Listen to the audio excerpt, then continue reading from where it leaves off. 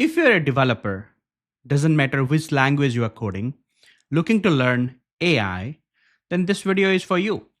So in this video, I'm going to tell you what is the prior knowledge that you need before you start integrating an AI to your application.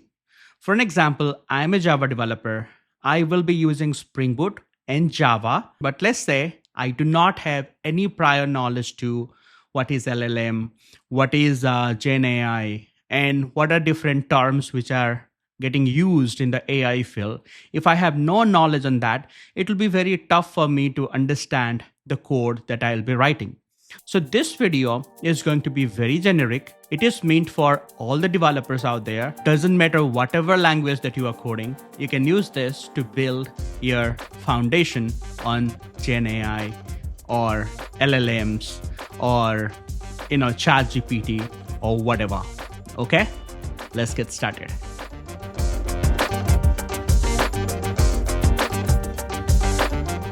So first of all, big word, Gen AI. What do you mean by that? Well, Gen AI means generative artificial intelligence. But what do we mean by that? Well, generative, the name says everything. It's going to generate you something new. It might be a text. It might be something like an image. It might be audio or video. Or even these days, the generative AI will help you to generate code or help you to solve math problems. So it can actually generate anything nowadays. Now, when we talk about this Gen AI, we have few implementation of this Gen AI. I'll be talking about two popular implementation, but there are many. One of the implementation that you might have heard before, that's called the large language model, or what we call LLMs.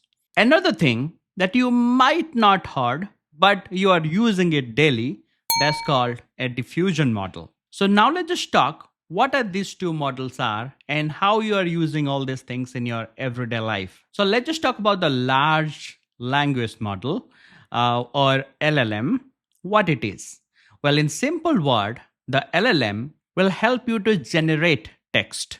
That means whenever you're going to give a prompt or any input to any AI that you're going to be using, the LLM can understand whatever you are saying or whatever you are giving the input, and also can help you to generate the text because it's an implementation of Gen AI. So whenever it comes to text generation, then that's what we call a LLM. And what about the diffusion model? Well, I think in 2025, I'm recording this video in the end of 2025. I have seen people started creating different AI photos. Right now, the Google sari kind of trend is going on, right? Everyone is wearing sari and using AI to generate their beautiful images wearing saris, right? The diffusion model is all about that. It's very specific to generating images, videos, and audios, okay? So we're going to see some implementation of that, whatever you are using in your day-to-day life. So look at this. This is ChatGPT 5. Right now, this lesson I'm recording for my Java Spring tutorial. So I want to give a prompt here that, hey, I want to learn Spring AI. Then once I give this prompt or this input to this model, then it is going to help me to generate some text. You know how it is going to look like, right? Just imagine. And this is what we call a LLM. A text generation tool, a text prediction tool. You can think like it's a model which is going to help me to generate text. Well, you also might have noticed this guy. This is what we call Google Gemini. And if you're going to give the same prompt, it is also going to help you to generate some text. So we can also say this Gemini as LLM, just like ChatGPT. I'm going to show you one more. Look at this. This is also given by OpenAI. Just like OpenAI has given you a chat model like ChatGPT, just like that, OpenAI has given you another model called DALL-E. But this guy will help you to generate some images. You can give any prompt here and it will help you to generate any kind of images that you can demand right over here. Just like you can say generate an image where a cat is driving a car. And this is going to go ahead and I'm going to give you a beautiful image of a cat driving a car. So what kind of model this is? This is a diffusion model because it's generating images. Just like that, look at this guy. You might have used this one. This is Sora, a video generation platform given by OpenAI. You can give any prompt right over here. This AI model can understand this prompt and can help you to create videos out of your prompt. So this is what kind of model? Obviously, the diffusion model. But in this video, we're going to be talking about the text generation model first, or the LLM, the large language model. Because first of all, we'll try to implement the text generation model or the AI model which can generate text to our application. And mostly the industry standard is right now generating text, right? So we're going to be talking about that as a priority right now, and we'll be coming back to this audio, video, image generation part, how we can do that using our code, using our application, that we can see that later in the video. But right now, let's just talk about a LLM, and a very famous LLM example, as I said, is ChatGPT, right? So if you can understand this GPT part, then you understand what exactly the LLM does, right? So the whole magic of how a LLM works, okay, is basically hidden inside this GPT. So let's just try to understand what does this mean. So ChatGPT is an implementation of Gen AI, and ChatGPT can generate text. That means it's the LLM. So if we understand ChatGPT, we also understand how a LLM works. So let's just focus in this GPT right now. So in GPT, the G stands for generative. Obviously, it comes from Gen AI, so it's generative. The P stands over here for pre-trained, okay? A model which is pre-trained, maybe by the AI engineers. And T over here is exactly how this model works. This is exactly the architecture this AI model or the GPT follows, in order to give you the output or in order to generate the text, right? So the whole model works on something called a transformer model or a transformer architecture. I should better phrase it as transformer architecture. So the LLM, the heart of LLM is this transformer. Okay, this is going to do all the heavy lifting for you. But how it is going to do that, we're going to talk about that a little later. But let's just try to, understand all these terms one more time. The generative means which can generate data, something new, and it's basically going to generate you the text data because we are talking about the LLM, and GPT is an implementation of LLM. Pre-trained means it goes through the pre-training process. So as I said, whenever you're creating an AI model, the AI model has gone through a training process. The AI engineer has given lots and lots of information to the AI model. The information came from books. The information came from any online blog post, articles, everything which is available in form of data around us. All this data has been fed into the model. So the training part is very important for a model, how well it is going to respond to you. But how the model will respond. So the GPT uses the transformer architecture to give us the output. Well, maybe the next slide will clear you this. So you can think the transformer, okay, as an architecture or a mini robot. For a given input right over here, it will give us an output. Okay. For an example, if you're going to give a text over here called hi, it is going to give us a text back called hello there. Before we go for how this transformer works, I'll tell you two funny stories. This transformer has been created or developed by Google. Okay, so Google has published a white paper or what we call a research paper. And in this research paper, which is published by Google in 2017, they have published an article called Attention is All You Need. And why they have named this, research paper as attention is all you need, I'm going to tell you in the end of this video. But this is a white paper or a research paper, and it is available in the internet right now. You can go over here and can read the PDF. But if you're going to scroll down in this PDF, you're going to find this beautiful article. But here we have a diagram of how the transformer architecture works. Let's not try to understand this, but the whole point is it takes an input and give us an output back. But what is funny over here? Google has developed this research paper and published it because Google keeps publishing and keeps sharing its knowledge.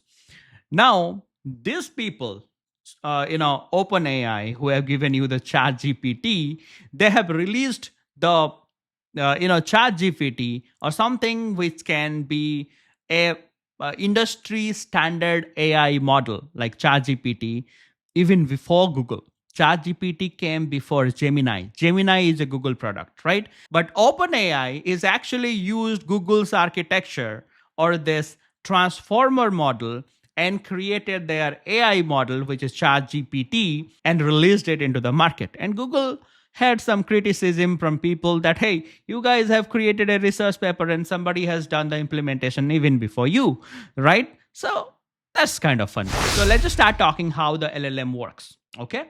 So this is your transformer. The way the transformer works here is once you give an input, let's say hi, it's going to give you an output, let's say hello. It's going to be one word at a time, let's just say. Because imagine if somebody is going to say you hi, you might respond, hello, how are you, right?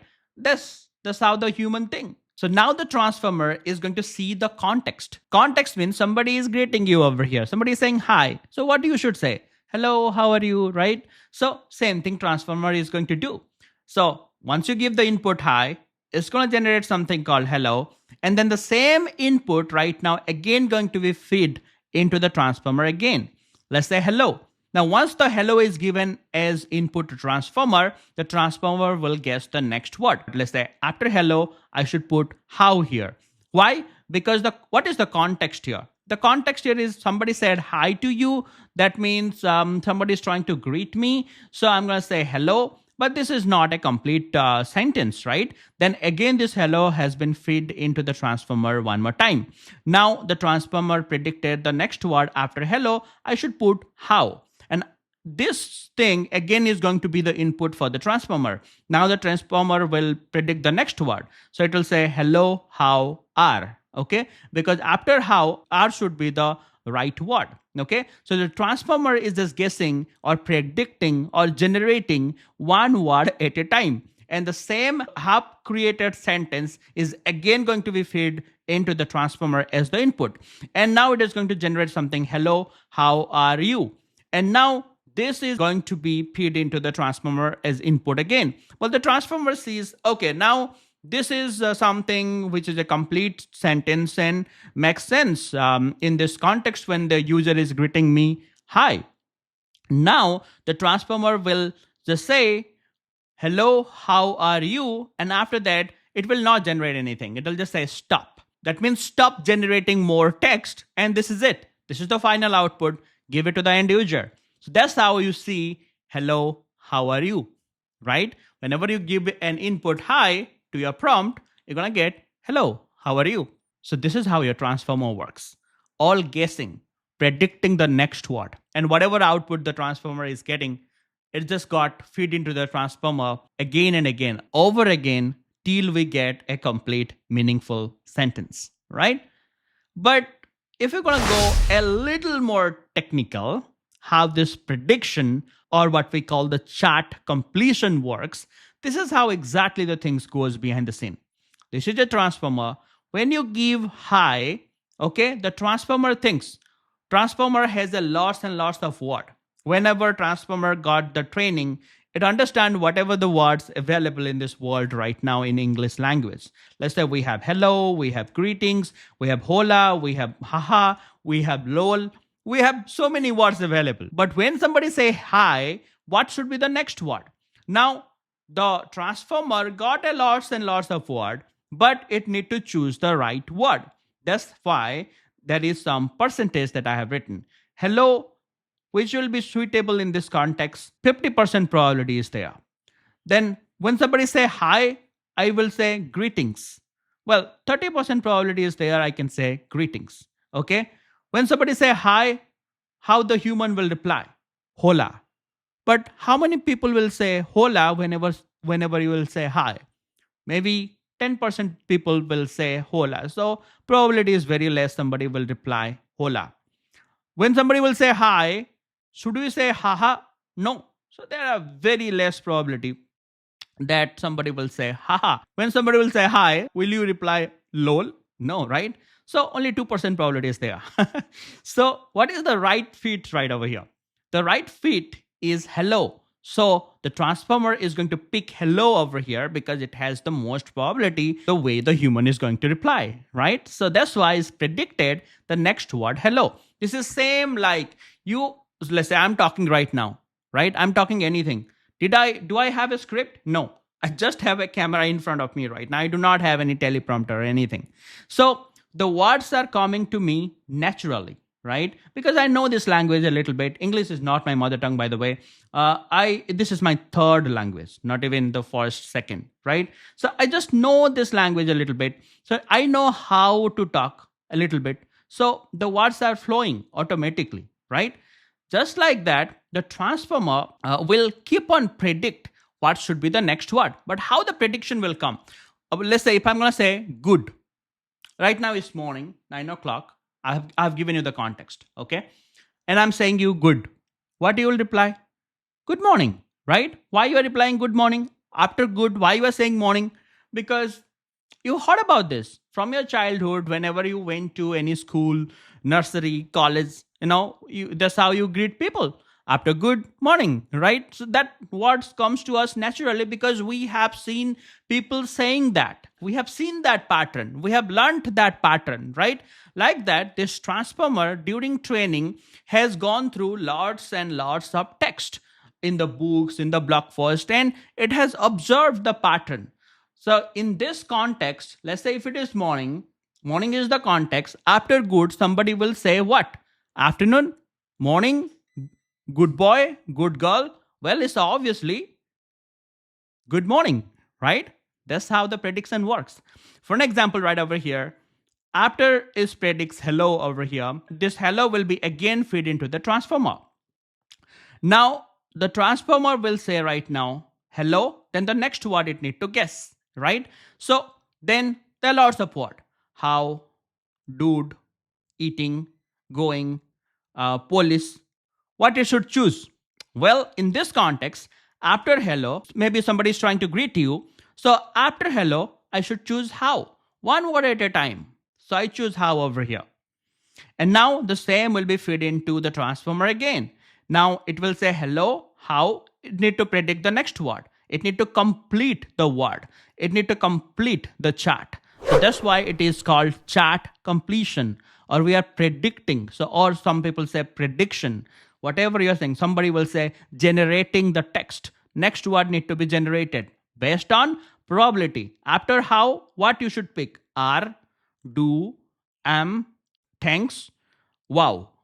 Should we say hello, how, wow? No, right? That's not how we speak. We learn the pattern as a human. After how, in the morning, I should say, how are you, right? So the AI is just mimicking us, right? It knows all the words. It knows how the humans speak. It has lots and lots of text available. It has seen the pattern in the pattern when somebody greets. After hi, it should say hello, how, then it should pick are, right? In that context, this will be most probable word. You should not guess right now how it is working. This is just understand the concept over here. Same thing will be fed into it one more time. Then it will say hello, how are you? Something will be the prediction. If you understand this, you understand one thing called chat completion, or how this transformer is completing or auto completing your sentences, right? That's the main thing, main foundation you have to clear, right? And once you understand this, you might have understand this line right now. Given all previous words, predict the most probable next word, right? This is what we have done. I'm reading this sentence one more time. Given the previous word, this is the previous word, okay, predict the most probable next word. Okay, you got this? No confusion. Now, this is how the transformer works, or your ChatGPT works, or your Gemini works. But just to making things simplify, I have written here: given all previous words, predict the most probable next word. It's not actually word here. Whenever we talk about AI and all that, this word should be replaced as something what we call token. Okay. So given all previous tokens, predict the most probable next token. Okay. So this high is what we call a token. This is the input token. The output token is hello. The hello is again the input token. Hello how is something the output token that we got from the chat model or the AI model or from ChatGPT or from Gemini, right? So consider all these words are token. So what are basically tokens? That's the one last thing that you need to understand before you're gonna keep on exploring AI in the internet, right? So this is, if you understand this concept, then you are almost done, right? You are 70-80% there. Not in terms of an AI expert, these are very basic thing, but as a developer, you will feel confident whenever you are dealing AI, whenever you're making requests, whenever you're getting response, whenever you're looking into the JSON, you can start understanding, oh, this is what the URI is. Oh, this is what the responses are. Oh, this is what the terms means. This is important. Otherwise, it will be just like all mugging off. You are not understanding what is actually you are writing in terms of code or what is the AI is responding. Okay. So let's talk about these tokens. We are not saying words in context of AI. We are saying tokens. So what are tokens? You got your transformer, you are giving a prompt or an input. Let's say, hi, how are you doing? This is your input prompt. And the transformer is going to give you an output as well. But let's forget about the output right now. Whenever you are giving this input to the transformer, before the input has been processed by the transformer, the model, whatever chat model that you're going to be using, okay, each chat model doesn't understand this human language. Computer only understand numbers, 0 or 1. So all this, text that you have will be converted into something what we call token. Okay, something like hi, how are you doing? Imagine I'm splitting all these sentences with respect to each words available. And to each word here, I'm referring this as token. Okay.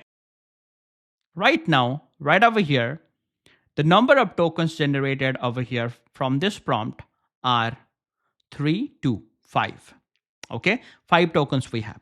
Just like that, if we can give a prompt or an input like Avilash is my name, then again, the AI model is going to break this sentence and going to convert this into tokens. For now, you can think Avi is a token, LA is a token, SH is a token. So this Avilash is right now converted into 3 different tokens. Why?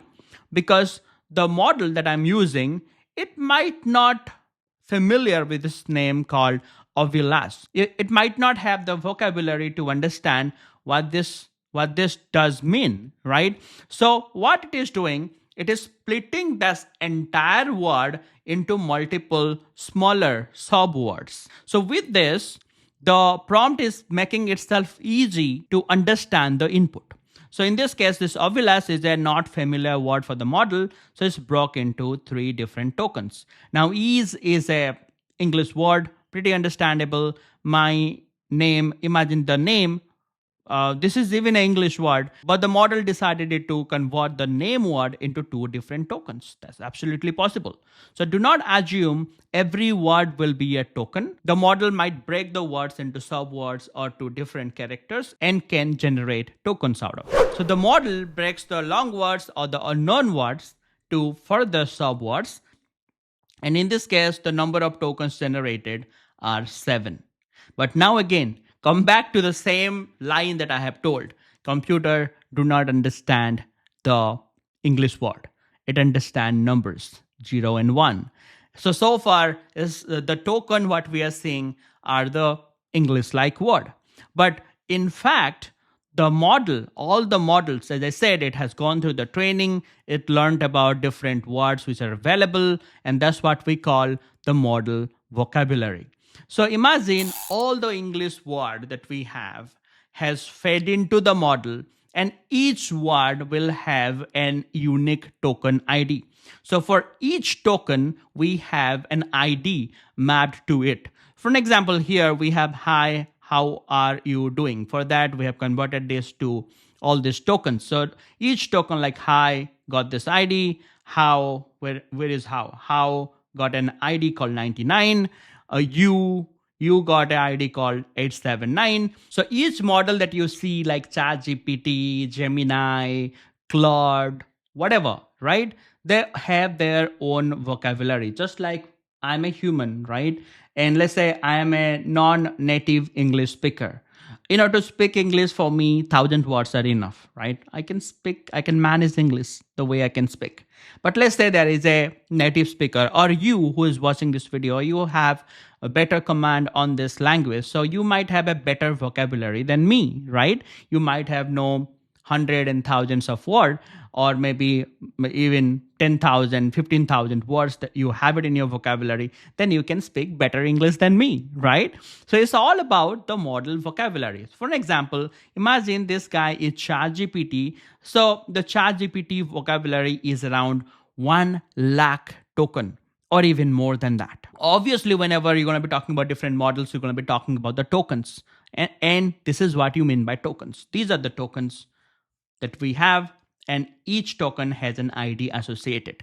And when you are just giving hi, how are you doing? Let's say you are splitting into tokens. For each of this token, you will have the token ID associated. And this is the thing which will be fed into the transformer as an input, because computer understand only numbers. Repeating it multiple times just to make you understand what our tokens means. These are exactly how the tokens looks like. 2221 means hi. See, 2221 means hi. So whenever the transformer will see, okay, 2221, that means it will know what the user is talking about. It knows that it means hi. And anytime whenever we are giving input to this model or this transformer, whenever we say hi, the token ID will be 2221 only. So for every model, okay, they will have their own vocabulary, and this token ID will be model specific. But if you're going to give the same input to Gemini, for hi, it might generate the token as 3331 or something else, right? So these tokens are specific to the model. For an example, for ChatGPT model, this sentence broke into 5 tokens. But for Gemini, it might break this thing to 8 tokens or 10 tokens, depends on models, right? And let's say for Avilas is my name, for this prompt, we have this token. And why we're discussing all these tokens and all this thing? Because this is the most important thing to understand. LLMs are free. So whenever you're going to use ChatGPT or something, will it be free? No, it will not be free. And to understand whether the LLMs are free or chargeable, or how you're going to be get charged, for all that, understanding of tokens are very important. So you understand this is a transformer, right? And once you give an input, you get an output back. Whatever you're going to give input, that's your prompt. Let's say, hey, how are you doing? The output might be, hey, Avilas, I'm doing good. Thank you for asking. This is from the assistant or from ChatGPT or the AI model response. Okay. So now the input, whatever the words that we have, they have converted into tokens. Let's say the prompt tokens are 5. Okay. And let's say whatever the output that the model has generated, let's say the total number of tokens are 15, what we call the completion token. So this is the complete chat which has been generated by the chat model, and the number of tokens available are 15. So in total, the total tokens generated or total tokens used right over here for our communication for both the input and output from the transformer is 20 token. And you will be billed for this entire token.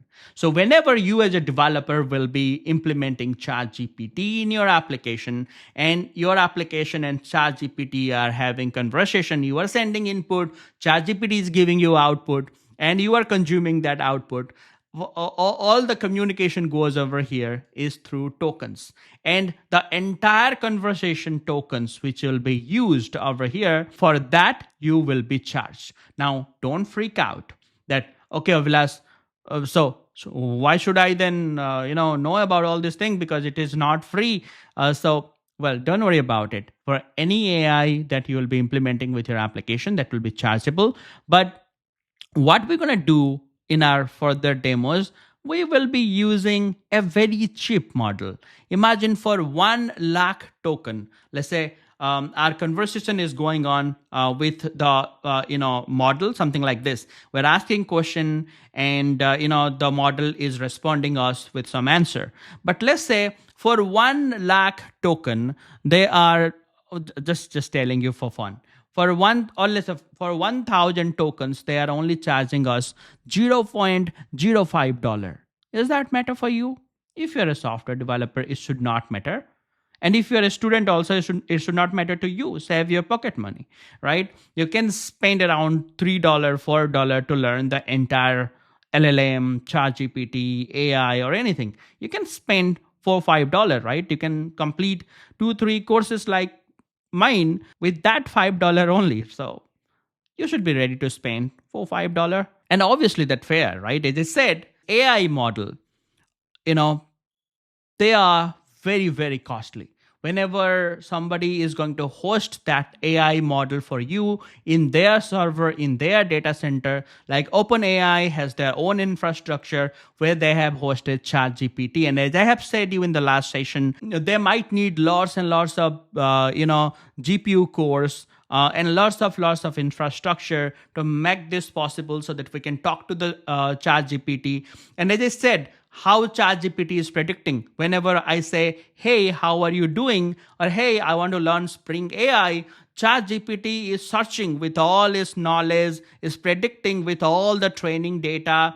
Not searching, by the way, it's basically predicting the next word, is doing the chat completion. And for that, you need a lots and lots of parallel processing, a lots and lots of GPU. ChatGPT made sure they have their own infrastructure. And with the communication that we are having, the ChatGPT model as a user, for that, they're just charging a little bit. And it should be okay, right? Because nothing comes for free. So you understand right now what these token things are and how you will be billed. So here are the 2 takeaways. First, we understand LLM, the large language model. A language model is a predictor. It's just doing prediction and completing our chat, what we call chat completions. The second thing, the transformer. The transformer is actually the architecture that is actually helping the model or the large language model to predict intelligently by understanding the context. Okay, understanding the context is the most useful word, because in the beginning of this video I told you, this transformer, this architecture is first. The research paper has been published by Google, and the research paper name was "Attention is all you need." Because before the transformer, architecture, the way the AI used to work is actually word after word, right? So the prediction was not that much accurate and not that much effective.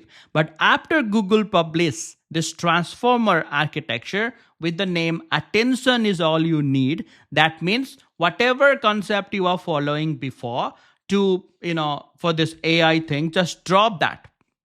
And only the need for you is attention. Attention is all you need. Attention means whenever you're going to give a prompt, let's say, hey, how are you doing? The AI is going to give attention to the words of your sentence, right? It might not give attention to everything. It might give attention to hi, because in this context, the context that we are speaking, hi is the most important word. So it will think, okay, somebody is trying to greet me, and I'm going to generate my responses based on that. So it is giving attention to your words, and accordingly, it is start predicting or start completing your chat. It may not give attention to all of your word, maybe 1-2 word. If you're going to give attention, it can give you a solid response, isn't it? Let's say if I'm going to say, hey, I want to learn Spring AI. So the attention over here is Spring AI, right? So with that, the whole context is we are talking about Spring AI. So it start predicting, start generating text on the AI thing, right? The Spring AI thing. Well, Transformer is the architecture of. You understood it fine.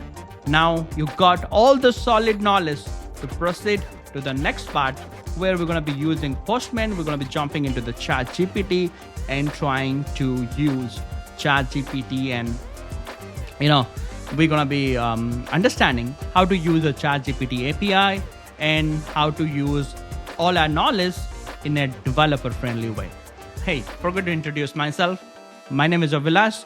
You're watching Selenium Express. Make sure if you understood, if you found this video helpful, give me a like, do comment your questions, and do subscribe to this channel.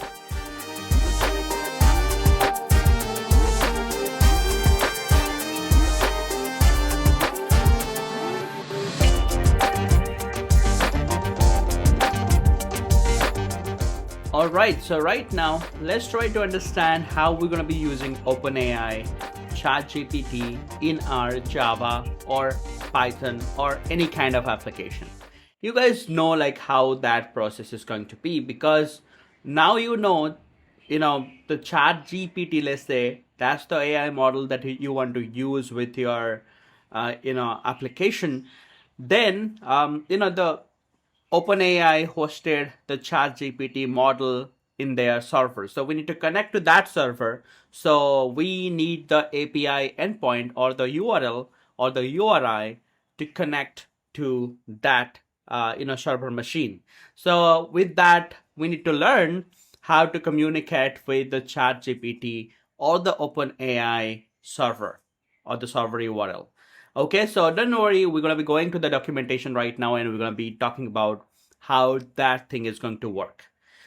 And before that, you might see me in a different environment right now. My voice might not be that crisp. I'm traveling a lot right now and stuck between my personal and professional work, just recording all these things with a very basic setup. So please do adjust with that. Well, if you're going to search ChatGPT in Google, you're going to be getting this interface, and I'm sure you must be pretty familiar with this interface. And this is actually where you can ask a prompt, like ask anything. Let's say I want to learn Spring AI or anything, and it's going to generate the whole text and going to give it to you. So you will not going to use this URL in order to communicate with this ChatGPT. So as a developer, you might know, like, if you're going to use Google or the Google sign-in or any kind of Google related product in your application, you have to go Google platform. Just like that, if you want to integrate Facebook with your application, just like a Facebook login in your application, then you need to go to Facebook platform. Just like that, the OpenAI have their own platform, and this is how it is going to look like. This is the interface. So you just search for OpenAI platform and click on the first link. You're going to land it in this particular page. So right now, we want to use OpenAI. So there is a quick start guide. As you can see, you can just click on quick start. It's a developer quick start, by the way. Okay, let's just click on overview, and you can see there are basic models that we can browse, and these are all the models that we have, the AI model or the LLMs that we can use, the ChatGPT 5, ChatGPT 5 mini, ChatGPT 5 nano. So you might have know that the OpenAI released ChatGPT, and it has different versioning series like ChatGPT 4, ChatGPT 3, and right now we are in ChatGPT 5. And as I said, I'm recording this video in the end of 2025. So in end of 2026, you might see ChatGPT 6, ChatGPT 7, 8, 9, 10. I don't know what's gonna come in the future. So whenever you're gonna watch this, just let me know what is that ChatGPT version that you are using right now. Perfect. So the concept is going to be exactly same, so nothing to worry about it. But let's say if I want to use ChatGPT 5, let's say if I'm going to go to my basic console, here I can see I have ChatGPT 5 auto selected, which is the current latest version. But when I am going to their platform, I can see there are different models to browse from. So which one I want to choose? Now, whatever understanding that you had with the theoretical and the conceptual section, that's going to help you right now in order to choose one of them. Okay, so if I'm going to click on ChatGPT 5 and if I want to use this model, there are different things mentioned over here. The best model for coding and agentic task across domains. Whenever you're choosing a model like ChatGPT 5, or if you're going to go back, if you're going to choose ChatGPT 5 mini or ChatGPT 5 nano, here you can get a different text. Fastest, most cost efficient version of ChatGPT 5. So you can treat all these models that you have right now from the ChatGPT 5 series. They have different functionality. They can do different tasks, but they are all built different and meant for doing different tasks.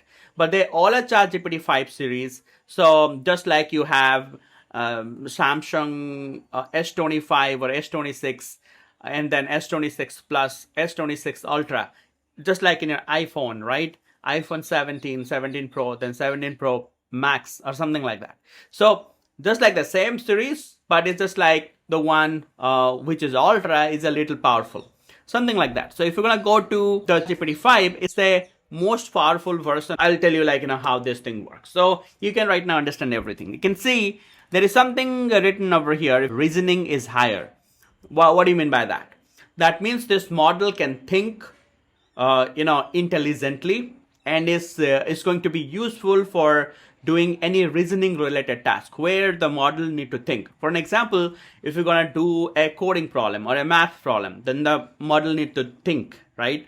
And then it need to solve the things by its own, whatever the pattern that it has been trained on, the books that it read, the problem that it has solved before, or the problem that the model has already seen during the training. It's going to use all that thing and going to solve the prompt or the input that you're going to be giving to the model. And whenever you're going to ask that, hey, help me solving this particular problem, and the model need to think. So the reasoning skill of GPT 5 is higher. That's why it's good for coding related tasks, as I said. And the speed is medium. That means the GPT 5, as it needs to think more, the speed is going to be medium. The speed in the sense, whenever you're going to ask something, the response the GPT 5 is going to give us, this might not be the fastest, is medium. The pricing, okay, as I said, any model that you want to use, let's say the GPT 5 or the mini or the nano, they are not going to be free. So the pricing of the input is $1.25 and the output will be around $10. So what do you mean by that? Well, if you're going to scroll down a little bit, you can see this is the GPT 5. This is the costliest one. You can see the input, and the ChatGPT 5 Nano is the cheapest one. So what is this input? And here input is selected, here output is that, output is around 10. So I think you can guess input and output right now, but let me just repeat it a little bit. So you can see the pricing is based on the number of tokens used, and you can see per 1 million tokens, you will be charged $1.25 for the input. So as I said, whenever you're going to be using AI, you're going to be sending a prompt or an input, then you're going to get the output. So whenever you're going to send a prompt, then the prompt will be, as I said, it will be converted into tokens and will be fed into the model. Okay, and then the model will generate the output, and output are also all tokens. right? So we don't have any word related concepts. It's all tokens here. So for input, for 1 million tokens, if you're going to give input, it's going to be 1.25 cent. And for output, whatever the text it is generating for 1 million tokens, the output will be around $10. Okay, so this is what you mean 1.25 for the input selected for GPT-5.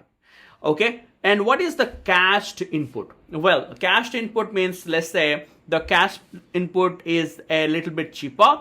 That means, let's say input means whatever prompt you are giving to the AI. Let's say here, whatever prompt you are giving, let's say I'm typing something, that's the input, that's the prompt. The cached input is, if I'm going to keep asking like, hey, I want to learn Spring AI, I want to learn Spring AI, then, it has already converted your input to different tokens. So it might be using some kind of cache for repeated questions and gonna keep using the cache. Okay, cache in the sense, right? Whenever you're gonna keep doing something, there will be cached. And cached memory is very costly, by the way, but because the cached memory is a kind of temporary memory which is going to hold your stuff, right? And instead of creating new stuff, you can just get things from the cached stuff, right? So the cached input is for the repeated question, and it's going to cost you this much. So you know about the pricing right now. So the GPT-5 is a little costlier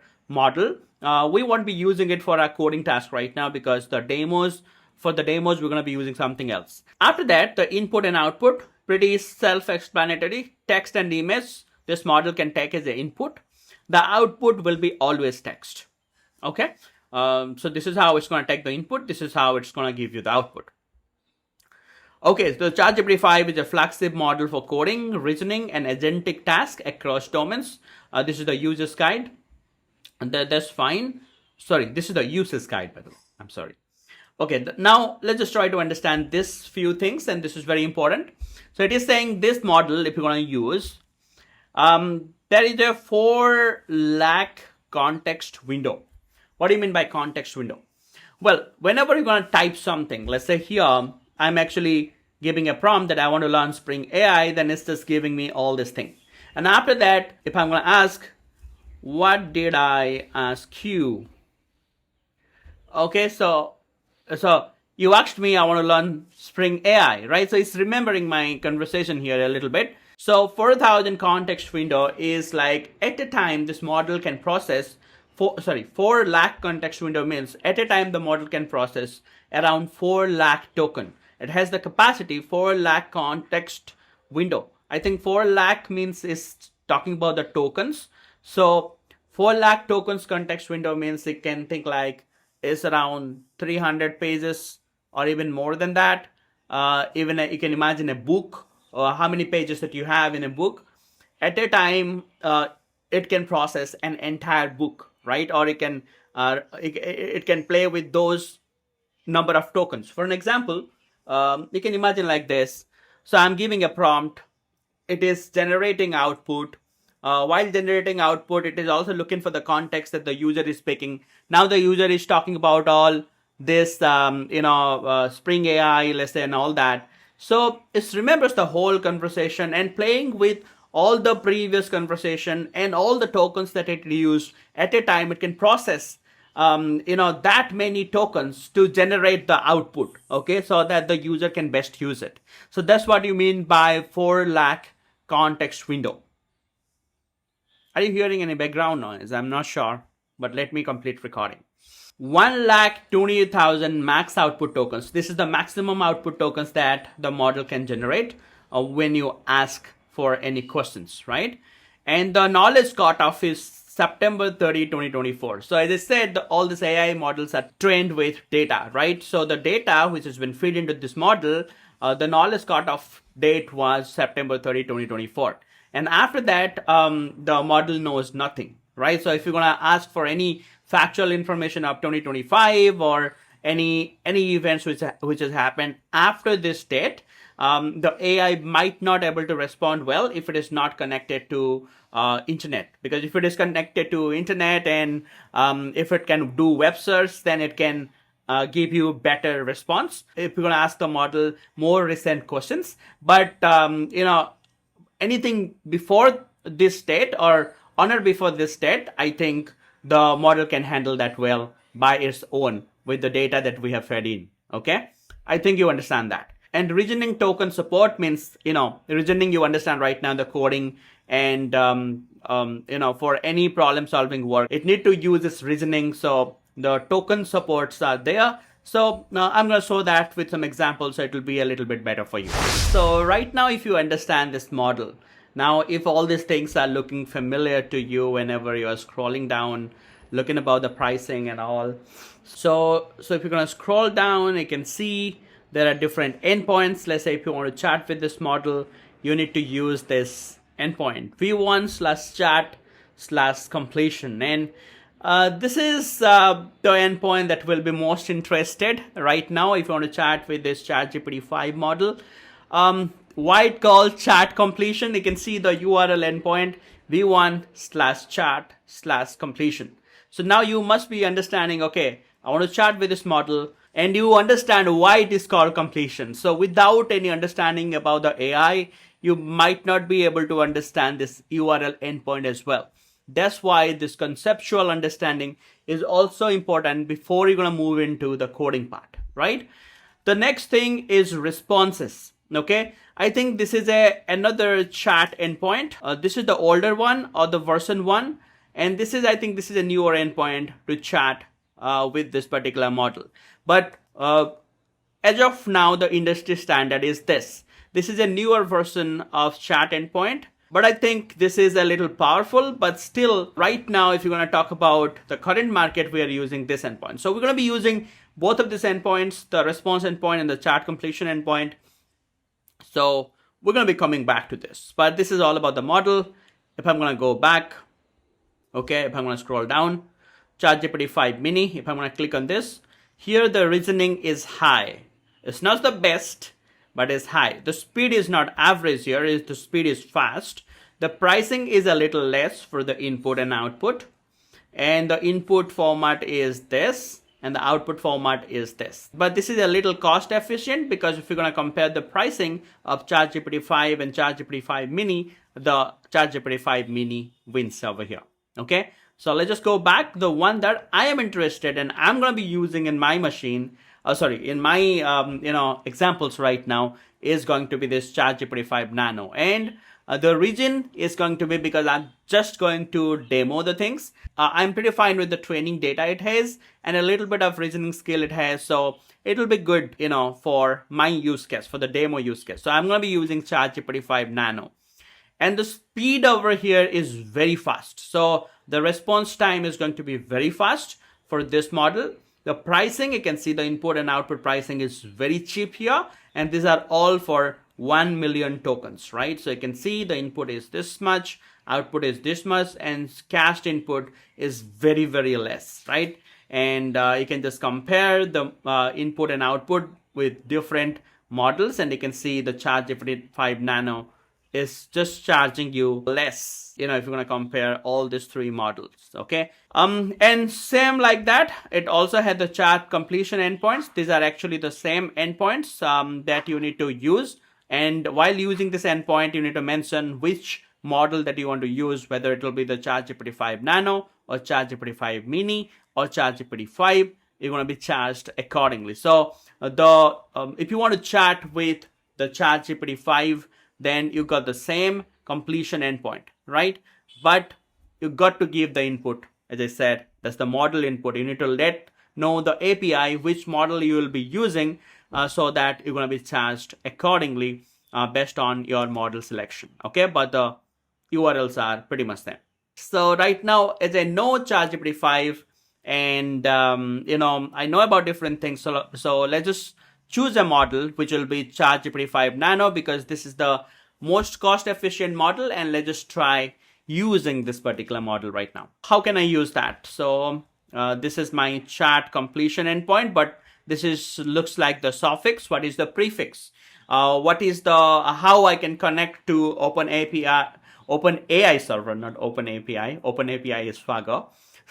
If you know Spring Boot, C#, .NET, so you must be knowing about REST API documentation, OpenAPI given by So that has given us Swagger. But right now we are talking about OpenAI, which has given us the ChatGPT. Well, this is the chat completion endpoint. But in order to connect to the server, so let's just do one thing. I can go to the docs. Okay, I can search over here, and you can search over here chat completion, something like this. So chat completion, and once you get this, just click on the chat completion. Okay, and click on create chat completion, and this is the endpoint. So you got the complete documentation right over here. This is the chat completion endpoint, the total endpoint. HTTPS api.openai.com/v1, which is the version 1. Then you might, whenever you will be using, you might see a version 2 as well. That is absolutely possible. And then, chat/completion. Okay, and this should be a post call. This is how you need to send the request. This is how you're going to be getting the response over here. So if I'm going to scroll down a little bit, your response will be coming like this in this JSON format. This might not look very familiar to you. So let's just try to understand all this thing. What is this model? What is this messages and all that? But I think you understand.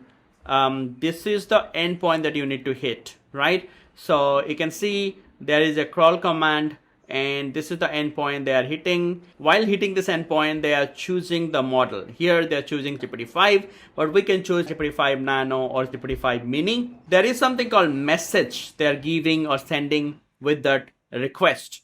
Okay, and once you are giving this request, let's say here you can understand content is hello. That means they're giving a prompt, like over here, if you're going to give hello, right? So what it is going to give us. So that's the content they are sending. This is the message they are sending. Just look at this part. I'll explain all this thing. And then they are getting the response like this. And you can see they are getting hello, how I can assist you today. So just look at the request and the response, right? Just forget about all the other stuff. I'm going to be explaining you that right now. Okay, so you just need to see one more thing before I'm going to start using it. Don't confuse yourself with all these things. Right now you can see whenever you are sending the request, this crawl command, you can see whenever it is hitting this OpenAI v1 chat completion endpoint, right? So there are two things they are sending, model and messages, because these are the two mandatory properties that we have in the request body. So the request body and response body, right? Whenever you are sending a request, whatever you are sending with that request in form of JSON or XML, in your standard REST API call, you need to send some attributes like messages, model. These are the standard attributes that the OpenAI has given us, right? So we're going to be using message and model. These two are required. So whenever we are sending a request to this endpoint, we need to make sure these two things should present with our request, and these are required. And there are a lot of other stuff we can also send with our request. So we're going to be understanding this a little bit, but let's just try using this so that we can actually get the thing. So let's just copy this endpoint, API openai.com v1 chat completion. Copy this. Let's just go to the Postman, and I'm going to paste that over here. Okay, so if I'm going to do send, okay, I should get a response back. But see, I'm just getting an error over here, 401 unauthorized. So 401 means it's a 400, any 400 responses that you are getting. That means this is a client error. So we as a client, whenever we are sending this request to the ChatGPT server, are making any mistake. And what type of mistake that we are making over here? This is a 401 unauthorized, self-explanatory.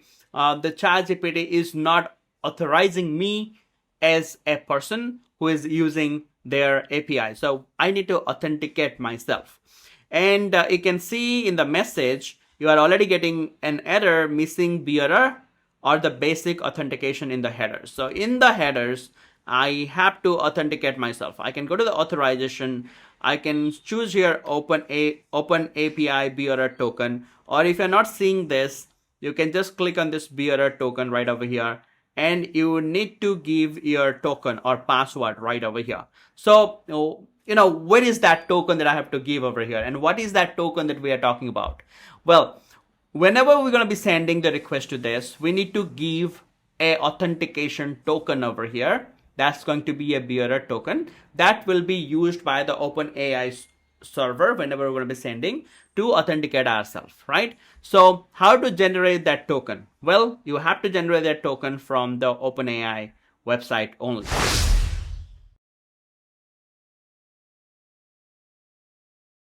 So I'm gonna do one thing. You just need to sign in first. Okay, so here I think I'm signed in. So you click on this settings icon like this, and here you got a lot of things, API keys, and you need to click on this, and you need to generate your secret key, which is going to be that token, right? So I have already generated this key, but I'll tell you how to generate this one. Now the thing is, how to generate this key. Before you generate this key, first thing that you got to do, you need to go to this billing tab, okay, and then you have to add some balance over here. So I have just added around $5. So what you need to do, you need to click on this payment method, add your credit card, then just put around $5-6 over here, not much.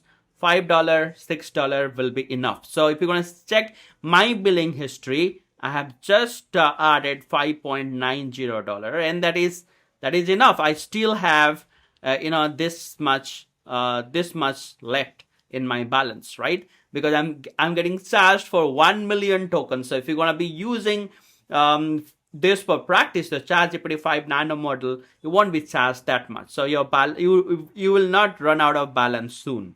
Once you add your credit card in the billing section, you need to click on the API keys. Then you have to click on create new secret key, and you can name anything and just click on create secret key. This is going to help you to create a new secret key. And using that secret key, you will be able to log in, and the ChatGPT can understand, okay, right now this guy has already signed in, added his credit card, and I have given him a secret key. So whenever he's going to send me a request, I'm going to give them the response, and whatever he's asking, those are the tokens, and whatever I will give him, those are also tokens. So based on the tokens that we have for the conversation, I will be charging him for 1 million token, right? 1 million tokens, by the way. Yeah, so you need to get that key right over here. Pretty much easy to generate that. As I said, just click on over here and generate it, and then we're going to be keep using that key. Well, two things I want to tell you before jumping into the Postman. See, whenever you are generating the key, first of all, copy that key, paste it in a safer place. Do not give your key to anyone else, otherwise you will be charged. Because whenever they will be using your key, you're going to be get charged on that. So do not leak your key. And the next thing, if you're pretty much worried about, if OpenAI is going to charge you more, if you're going to use more and more of the tokens, then go to the limits and set a limit over here. Okay, so you can set limit over here. See, I have set my limit right over here, and I have added 80% usage alert and 100% usage alert. Okay, I have only used this much in October. My budget is around $4. So the ChatGPT will not go beyond $4, and also it is going to keep alerting me whenever I will be using around 80 or 100% of this much of budget. So this is my entire budget. You can edit your budget and you can add alerts, so you're going to be keep getting the notification whenever you're going to be overusing the amount that you have added, right? So that's pretty much it. So just we need to do right now one thing, just copy your secret key, and we are ready to go. So whenever you are generating the secret key, just make sure to copy it to a safer place, because you cannot copy or see the key right now over here. You can delete it though. You can create many keys over here. That's fine. But I have already copied my key, so I'm going to be using that key right now to talk to GPT-5. So let's just go ahead and use it. Okay, so right now let's just hit this endpoint one more time, the chat completion endpoint. So I have chosen the auth type in the authorization as the bearer token, and I'm gonna put my secret key right over here. Okay, and right now I'm gonna hit send one more time. Previously it was 401 unauthorized. Right now let's just do send. Okay, let's just see, now it's 200. Okay, so the server recognized me.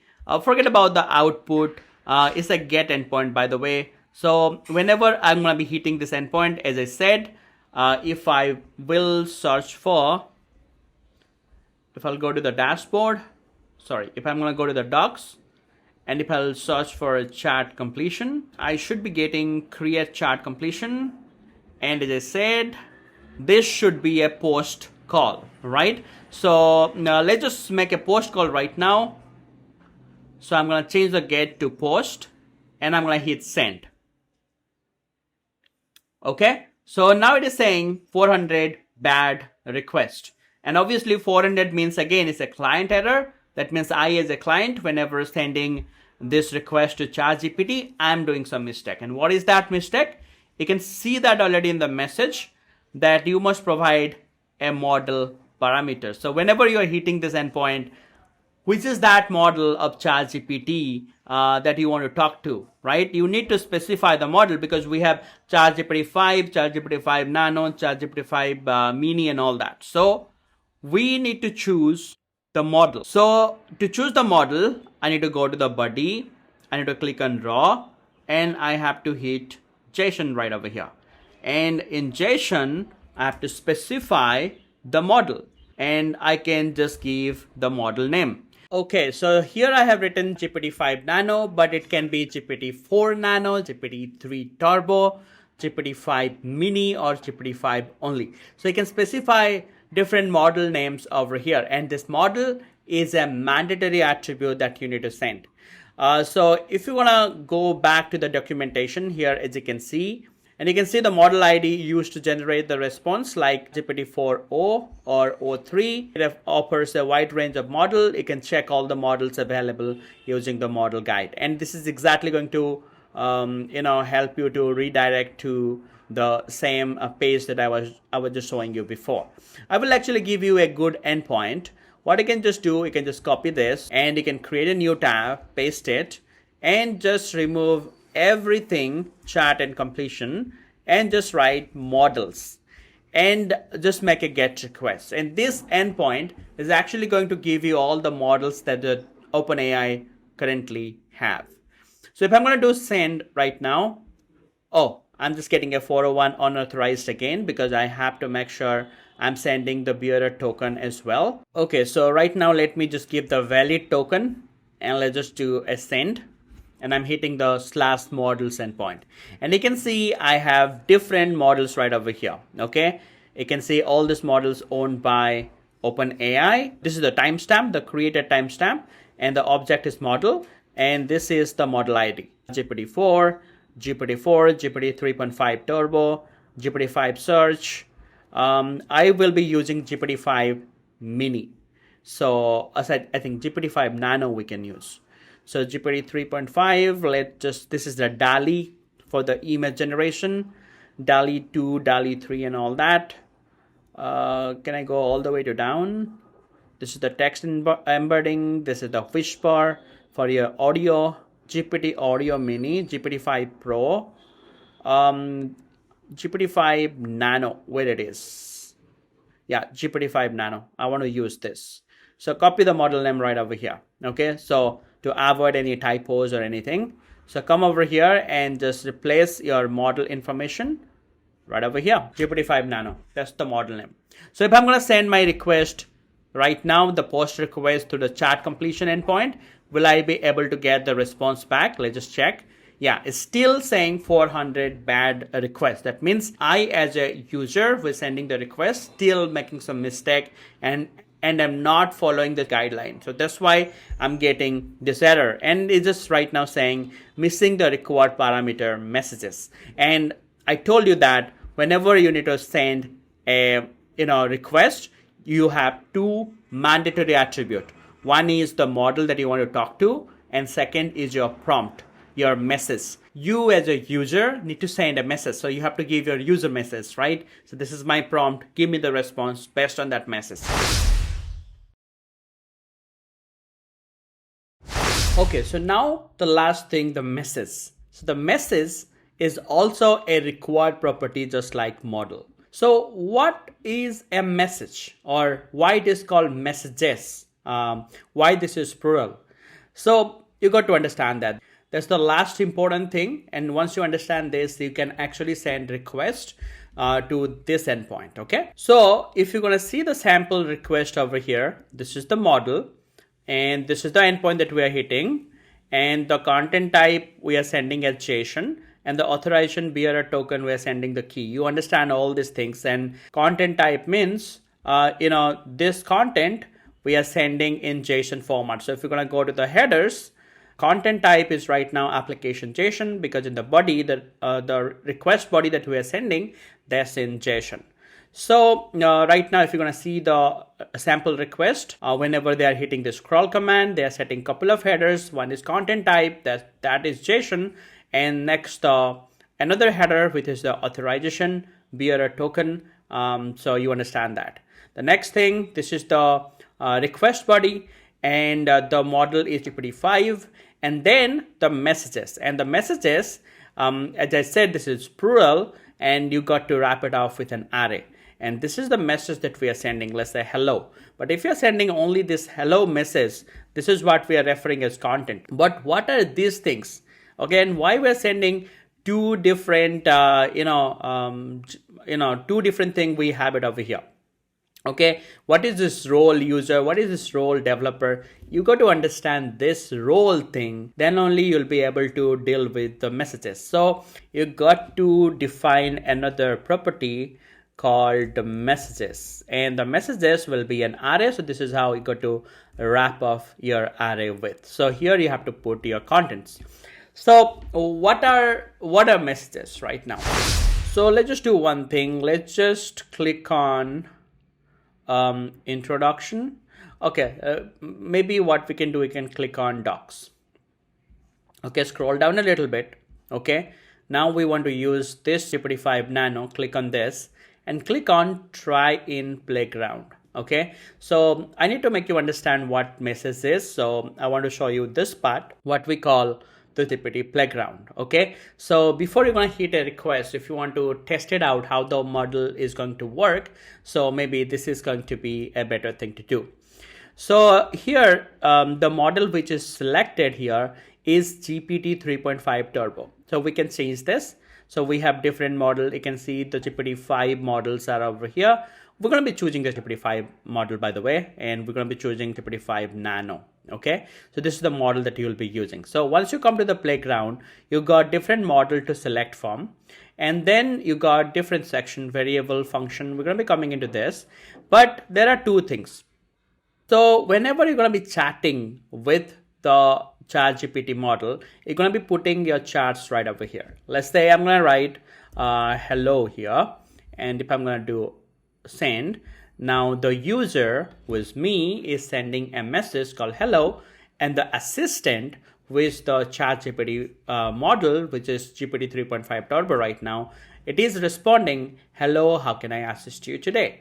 Right? So it's generating this text. So two things you are understanding right now. One thing is user, and one thing is assistant. So this is pretty much clear who is the user, who is the assistant. I'm the user, and the guy who is responding me, the model, is an assistant. So these are the two different types of role that you got to understand. And one more thing, there is something called a system role, and this is a system message. And what is this system?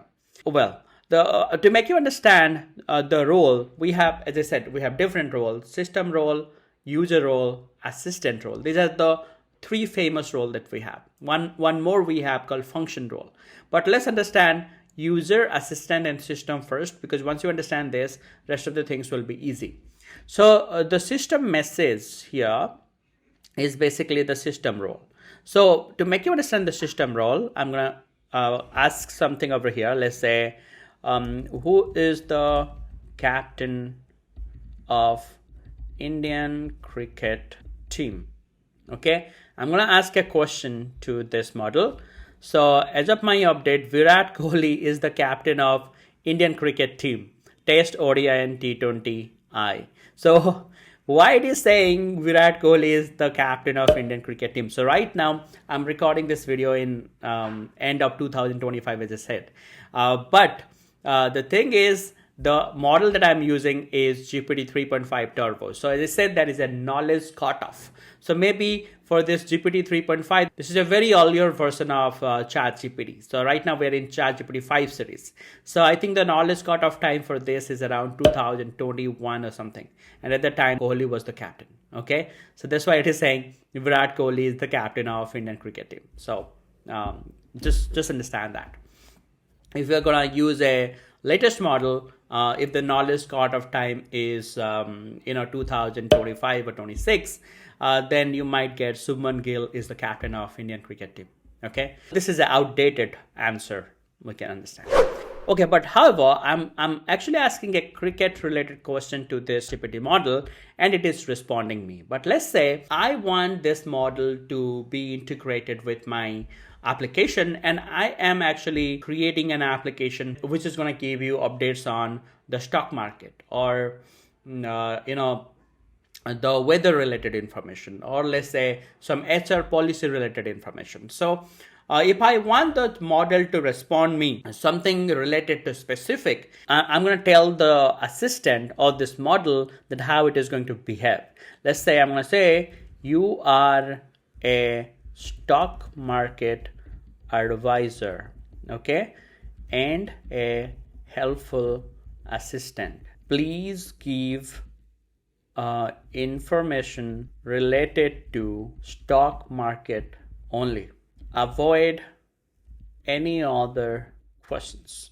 Okay, let's say I'm giving this command to the system. I'm setting the tone or the behavior of the system right now, and let's just see what is going to happen. So I'm gonna cut this, I'm gonna copy this, cut it, and I'm gonna put this question one more time. Who is the captain of Indian cricket team? Let's just put this over here. As a stock market advisor, my area of expertise lies in providing information related to financial market and the invest opportunities. If you have any questions on those topics, please free to ask me. So you understand that, right? So what is this system role? The system role where you can give a kind of command to the assistant that this is how you're going to behave, right? You are setting the tone of the assistant. Okay, so but if I'm going to say current stock price for Apple, okay, if I'm going to ask this question, let's just see. Now the assistant is saying stock price of Apple is this as of the latest market.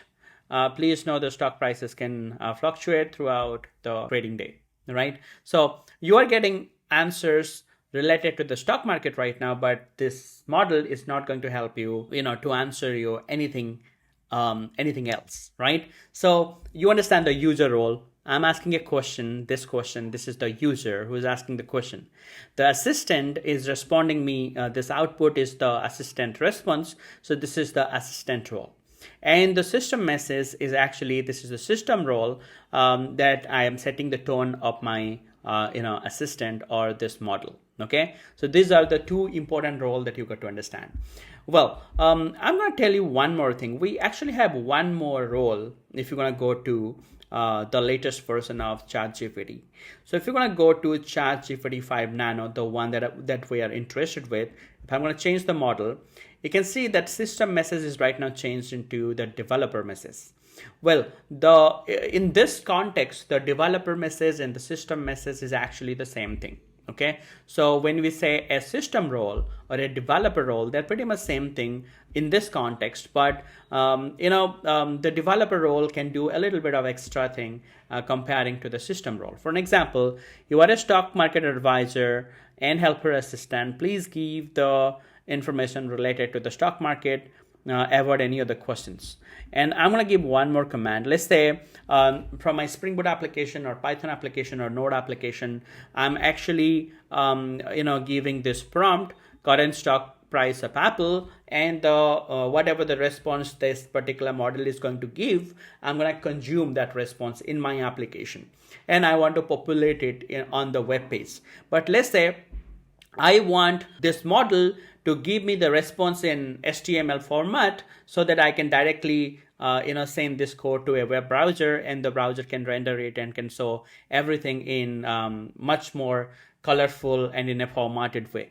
So if I'm going to say, okay, give me the response in JSON format, or give me the response in XML format, or Java, some Java snippet you can use, or maybe the HTML format. Let me just write it. Okay. Let's say I'm going to hit the same request one more time. The current stock price of Apple. Just hit this, and you can see, now you can see the response. The real-time price data is not available in this chart. To get the current price right now, please check the following this, and these are all the links that it has provided, Yahoo Finance and all that. So these are all HTML generated. So right now, if you can directly send it to your browser, all this information, the output that it has given, that will be populated with some link and some other text, right? So that tone, you can also set it right over here with the developer message.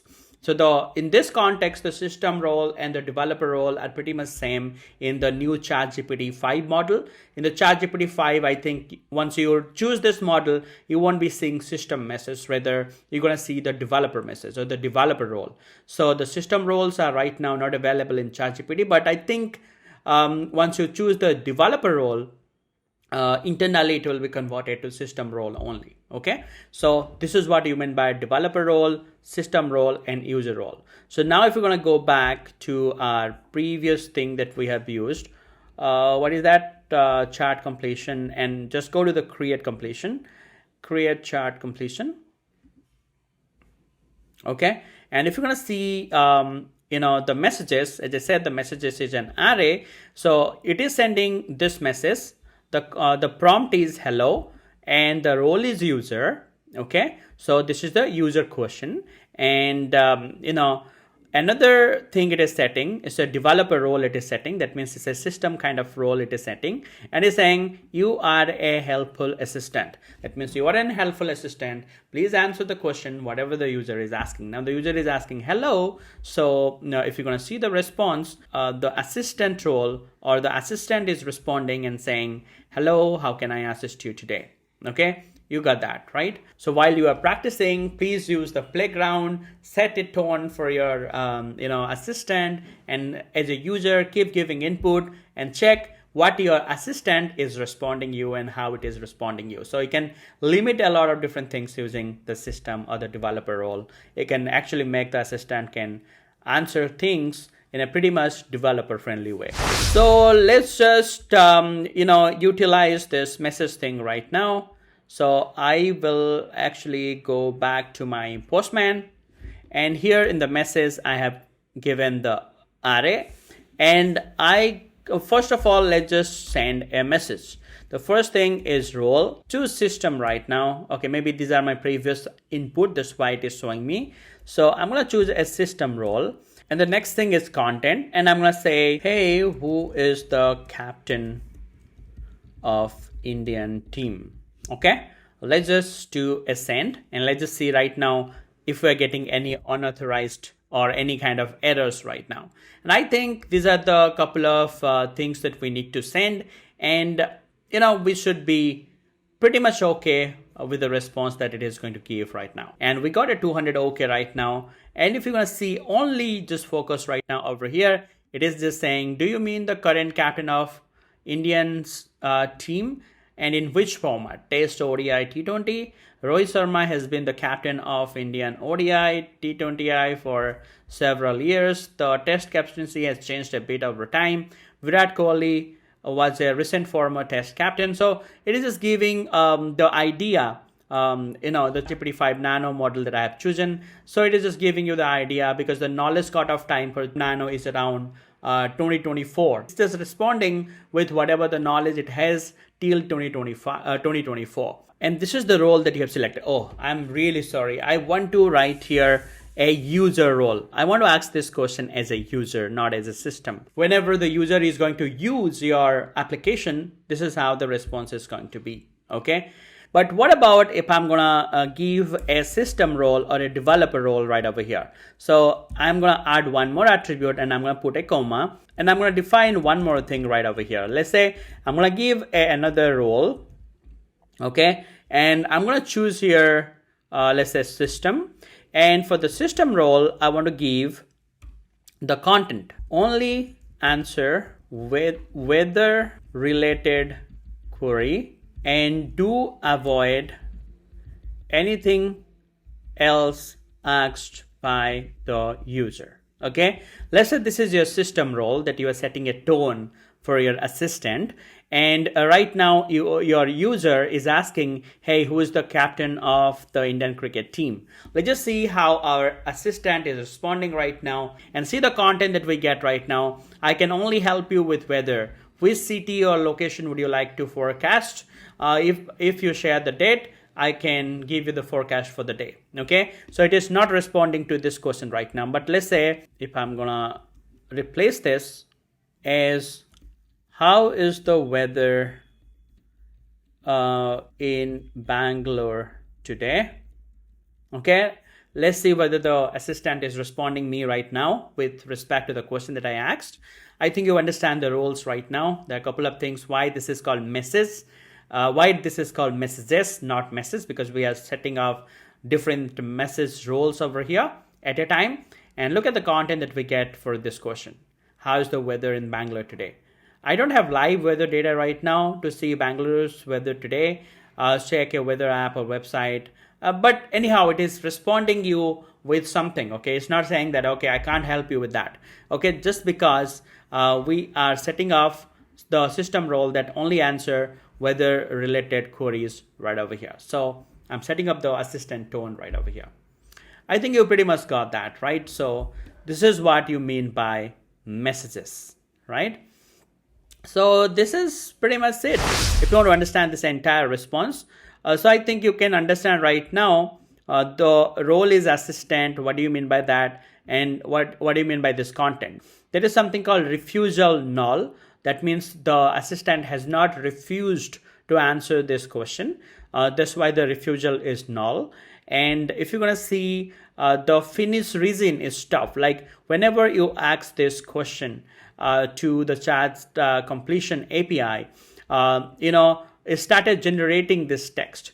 But you can see the finish reason why this text generation is finished or terminated is because of stop. As I said, it's going to keep generating the text until it's found the right answer. And after that, once the sentence is generated, it will say stop and the text generation will be stopped. So the LLM is actually said somehow stop, and this is the output or the response which has been given right now. And you can also see there are a few things like ID, object, created, and model. You understand the model, what do you mean by that, right? This is the model that you are talking to right now internally. This is the timestamp for the response whenever it is created. And the object is chat completion. Obviously, we're creating the chat completion API. That's why the object is chat completion here. If you would have used images, video, audio, it might have changed differently, right? If you want to use this API to create images, maybe the object will be image or something. And this is the ID, like for each conversation, if you want to debug later with the responses, each conversation that we are doing with ChatGPT, there is a session and the ID is getting created. So for this conversation that we had, we have this ID associated with our conversation. So that's the ID. So that's pretty much it. And yeah, you can understand the uses right now. So it is just saying the prompt tokens. Now the prompt tokens are 36. So this is the prompt that we have given. How is the weather in Bangalore today? Okay. And the completion token is 1349. So this is the completion token, right? Like the response that we got is this many tokens that we have, and the total tokens is this, and this is for our complete uses, and now we will be billed for this. Now you might say, okay, Avilash, you are saying the prompt token is 36. How is the weather today in Bangalore? So is this actually going to be 36 tokens? If you want to see how the tokens are getting calculated, you can use that OpenAI only. So you can just look for OpenAI Tokenizer. They have a platform here. Okay, so these are the different models that you have. So whatever you are typing here, if you're going to copy this and if you're going to put it over here, okay, see, this is in total 10 tokens. This is 38 characters. See, it broke all this word into pieces. So how is a token, is a token, though is a token, whether is a token, in, before in we have a space. So space are also getting used with the word. See, how is a complete token. Then after that we have space is, right? So that's a token. Then space the, right? So that's a token. And then whether, space and whether, that's a token. So space is getting calculated. But for Bangalore, as it's a name, is creating more than one token. So you can see all this coloring kind of thing. So there are a total of 10 tokens. So if you're going to put token ID, you can see for this how, the token ID is this. For this token ID is this. This is all your input tokens which got feed into the model. So it's total of 10 tokens, right? This particular word. This is for the ChatGPT 4 model, and for ChatGPT 3.5, this is 9 tokens. As I said, each model does have their own way of calculating tokens. But if you talk about a specific model, okay, the way the tokens will be calculated, that will be pretty much same. Okay, let's say I have this line over here, how is the weather in Bangalore today, and the number of tokens total is 9 number of tokens. And for this how, you can see this is a separate token with color purple. And if we're going to choose the token ID over here, for how, this is the token ID 8923. And as I said, this will be consistent throughout this particular model. So whenever this word will be appear, this how word will be appear, this will be 8923 only, the token ID. So let's just check whether that is happening or not. Okay, so if I will come over here to the text, and if I'm going to write how one more time, okay, the same word as this. So let's just check for this and for this, the token ID are going to be same or not.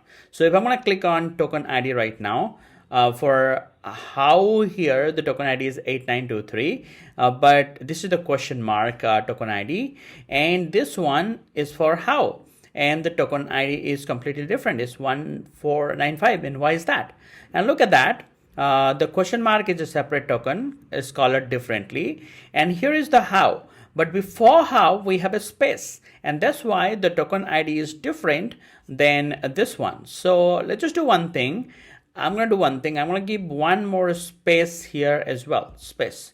Okay, so you can see now this how got a space, and this how also is a separate token, and it's got a space as well. So let's just click on the token ID and let's just match this and this just right before the question mark. Okay, so click on this. So before the question mark is 1495, and this one also got 1495. And as I said, it will be consistent throughout the model. And for the word how, we got a consistent token ID. Okay, hope that makes sense. I will just tell you one more thing. Sometime you might get confused. Okay, the prompt tokens are 36. I have just given this simple thing, but why the prompt tokens are 36, right? So whenever you are using the tokenizer, it's just giving you 10 tokens, right? But in usage, it is just showing the prompt tokens are 36. You have just used the same thing right over here right now. Okay, so basically whenever this thing has been getting converted to tokens and then feeding into the model, there are also some extra stops are getting added. If you want to see that, there is a beautiful site called Tick Tokenizer. Go over here, and I'm going to copy the same thing and put it over here.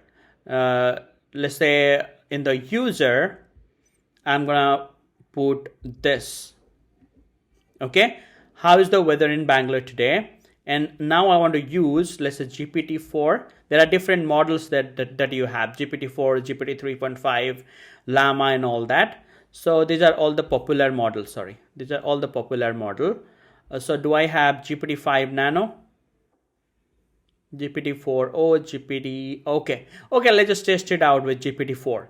Now in GPT-4, if I'm gonna putting the same thing over here, how is the weather in Bangalore today with user role, you can see there are 16 tokens, but in OpenAI own platform, it is showing me 10 tokens.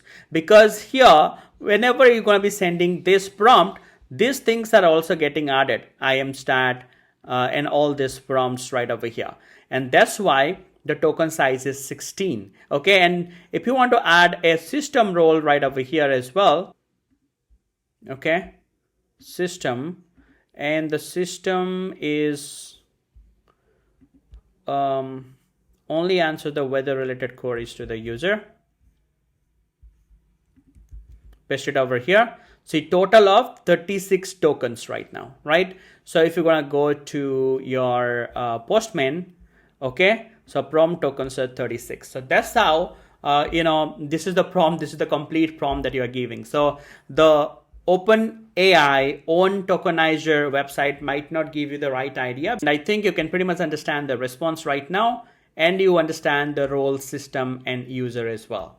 So I think with respect to the whole conversation that we had, it makes complete sense right now. And as a developer right now, you can take this API and can start making call from your application, and whatever response this API is giving, you need to handle that. So now you can think as a Java developer, Python developer, that whenever you're going to hit this endpoint, whenever you get a response like this, how are you going to be handling that response from the AI model, right? That you have to think like as a developer. Now I'm sure if you're a Java developer, you might be thinking, okay, Vilas, I got the endpoint right now. I have idea how I'll be making this request. So I know REST API, I know REST template, REST client, web client, and all this thing. Using that, or the fin client also. Using that, I can create a request. I'll add my authorization token in the header. This is the body I'll be creating, and I'll make this request using, let's say, a REST client or REST template.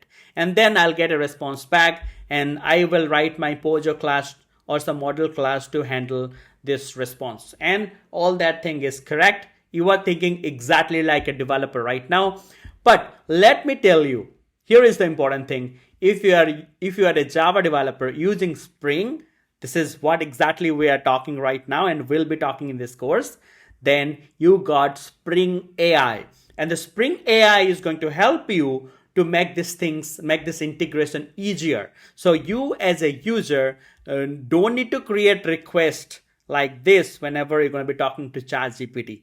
That will be simplified by the Spring AI module, right? Whenever you're going to hit a request and going to ask a question to ChatGPT, and whenever it is going to give you a response like this, you don't have to go mad how you're going to be storing all this data with respect to model, what kind of Pojo that you have to create. You got the content already, right? So the Spring AI will help you to coordinate with this response and only to help you to fetch this content. And the Spring AI has already created model classes, Pojos, based on the response the ChatGPT is giving you right over here, or the ChatGPT, whatever it mentioned in the documentation. If you're going to see the documentation, this is the response format. If you're going to check over here, this is the response format, right? So how to handle this response format, whatever you are getting right over here, the Spring AI already has solution for that. So that's why we got to learn Spring AI right now. I think your foundation is built. You are confident right now. So do a little bit of research by your own, make some post requests, do all the formalities, and then I'll see you in the next video with the coding part with Spring AI, Java, Spring Boot, and all that. And that will be pretty much exciting. I'm pretty much excited for that. So let's just go for it. So that's it for this video. Make sure you want to give me a like, and if you have any questions, just do comment. And you have any questions, please ask me that in the comment box, and please do subscribe, guys. This takes a lot of effort to make this kind of videos. So please do subscribe if you like this video, by the way. Not a forced subscription I want. So only if you like it, just to subscribe. That's pretty much it for the video. And do I need to give you something special? Okay, I'll do some giveaway, okay, in the next video. Giveaway in the sense, it's not like I'm gonna give you something and you go ahead, like my video, subscribe, share my video. Yeah, if you want to do that, you can do that, but no force on that. Don't link it to any kind of promotion kind of thing. I'm genuinely gonna give you something which you can use during your Spring AI course for free. Okay, and for that, please just to check my next video, and I'm gonna tell you what I'm gonna give you. So keep watching, and yeah, I'll talk to you in the next video. Okay, so see you there.